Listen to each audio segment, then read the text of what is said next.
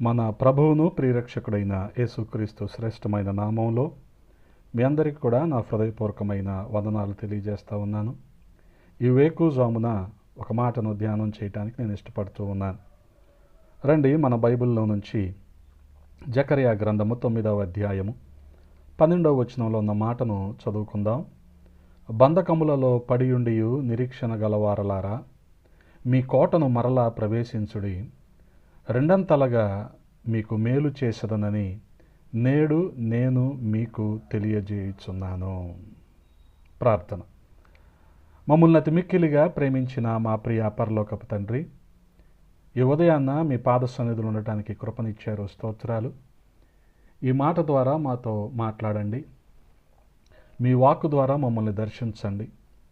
ఈ రోజంతటి ప్రయాణాల్లో ప్రయాసలో మీరు తోడుగా ఉండమని బతిమాలుకుంటూ ఉన్నాం. రాజా, మీ వాక్కు చేత మేము ఆదరించబడలాగిన సహాయము చేయండి. ప్రతి ఒక్కరిని దీవించి ఆశీర్వదించమని యేసయ్య నామంలో అడిగి వేడుకుంటున్నాము తండ్రి. ఆమేన్. ప్రభునందు ప్రియ సహోదరి సహోదరులారా, గమనించగలిగితే ఈ వచనంలో మేలు అనే మాట వినబడుతూ ఉంది. మేలు అనే మాట వినినప్పుడల్లా మన హృదయం చాలా ఉప్పొంగిపోతూ ఉంటుంది. దేవుడు దయచేసే ప్రతి ఈవి కూడా అంతే శ్రేష్టమైనది. ఆనాడు అబ్రహామును దేవుడు రెండంతలుగా దీవించాడు. మొదటి దీవెన భూ సంబంధమైనదైతే రెండవ దీవెన ఆత్మ సంబంధమైనది. నీవు ఆకాశము వైపు తేరి చూచి నక్షత్రములను లెక్కించుటకు నీ చేతనైతే లెక్కించుమని చెప్పి, నీ సంతానము అలాగవుతుందని చెప్పి యెహోవా దేవుడు అబ్రహామును ఆశీర్వదించాడు. ఆ రీతిగా మరి రెండంతల మేళ్లతో అబ్రహాము ఆశీర్వదించబడ్డాడు. గమనించగలిగితే అబ్రహాము యెహోవాను నమ్మినట్లుగా మనం చూస్తూ ఉన్నాం. యాకోబు కూడా తన అవసాన దశలో తన కుమారులను పిలిపించి పేరు పేరున ఆశీర్వదించాడు.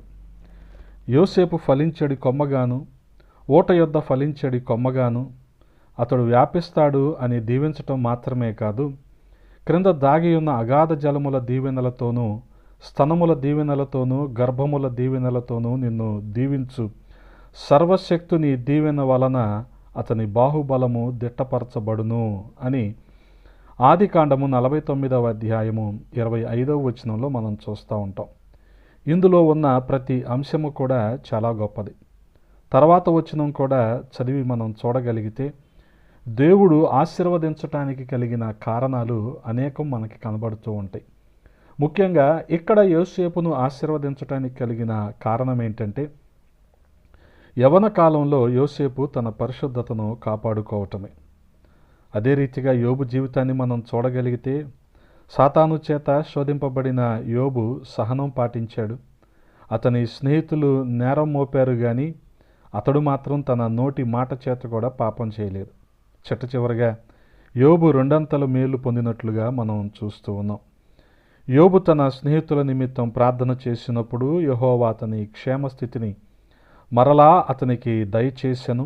మరియు యోబునకు పూర్వము కలిగిన దానికంటే రెండంతలు అధికముగా యెహోవా అతనికి దయచేసెను అని యోబు గ్రంథంలో 42వ అధ్యాయము 10వ వచనంలో మనం చూస్తూ ఉంటాం.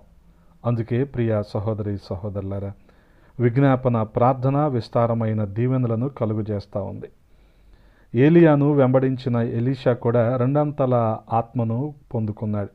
అందుకే మనం చూడగలిగితే రెండంతలుగా మనకు మేలు దయచేస్తానని దేవుడు మనకు వాగ్దానం చేస్తూ ఉన్నాడు. ఈ వాగ్దానముతో మనం ముందుకు వెళదాం. దేవుని రెండంతల దీవెనలు మేళ్లను మనం అందుకుందాం. మన జీవితాల్లో అనుభవిద్దాం. అట్టి కృపను దేవాది దేవుడు మనకు దయచేయునుగాక. ఆమేన్.